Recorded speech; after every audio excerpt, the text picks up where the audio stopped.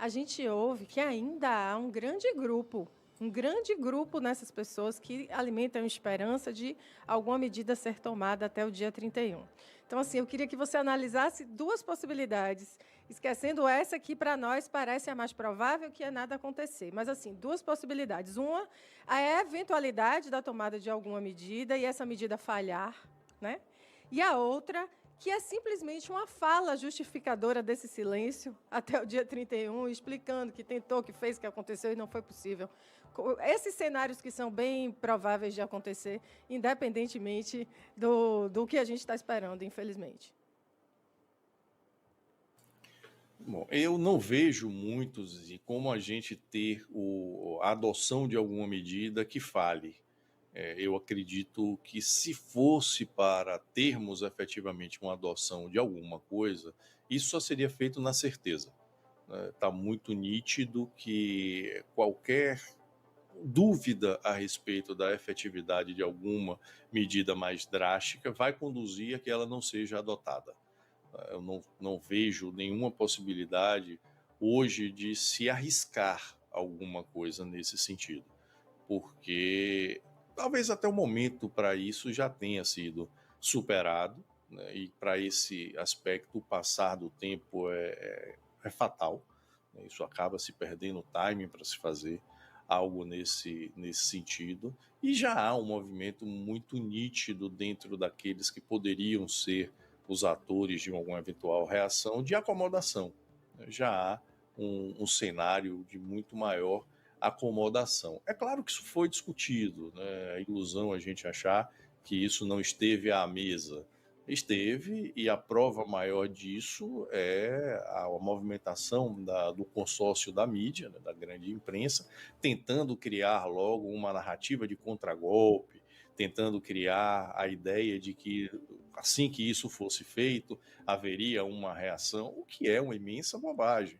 Se a gente imaginar que um movimento drástico como esse seria adotado para corrigir uma disfunção entre os poderes, não seria atuação de nenhum desses poderes que se encontram em disfunção que impediria que isso fosse adotado, né? Isso é uma narrativa midiática, mas que, ao ser colocada ao público, deixa claro que, de fato, alguma coisa ali foi pensada, alguma coisa esteve sendo analisada. Mas não vejo um cenário mínimo sequer de isso ser tentado sem a certeza de que seria colocado em prática. Não se faria isso, e aí seria verdadeiramente um suicídio, do ponto de vista político, sobretudo.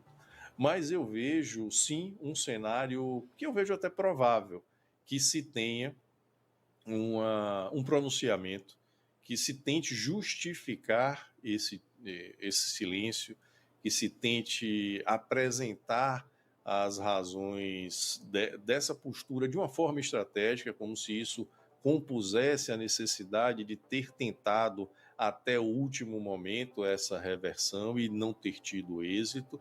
E aí é até provável que se apresentem alguns elementos que justifiquem a inação, jogando a responsabilidade para outra pessoa, dizendo, nós não tivemos o apoio de tal setor que seria Exatamente. fundamental, eu tentei até o último momento e É. isso não foi possível. Então eu acredito que um pronunciamento nesse sentido é bastante provável.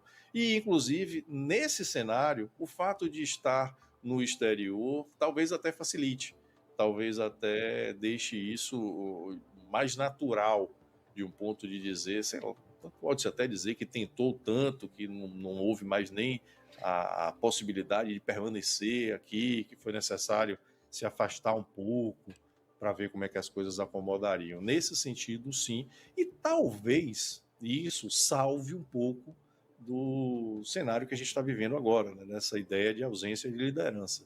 Isso pode, de algum modo, fazer o resgate de um protagonismo político para a liderança de uma futura oposição nos próximos anos. Mas é primordial que, se isso acontecer, esse segmento de direita busque alternativas a essa liderança isolada e compreenda a necessidade de sua articulação no degrau de baixo, né? Não lá na política, não lá apenas se espelhando em um político, mas na necessidade da ocupação dos espaços cá embaixo, na base social. Se a gente não tiver isso, nós ficaremos fadados à repetição dos mesmos erros.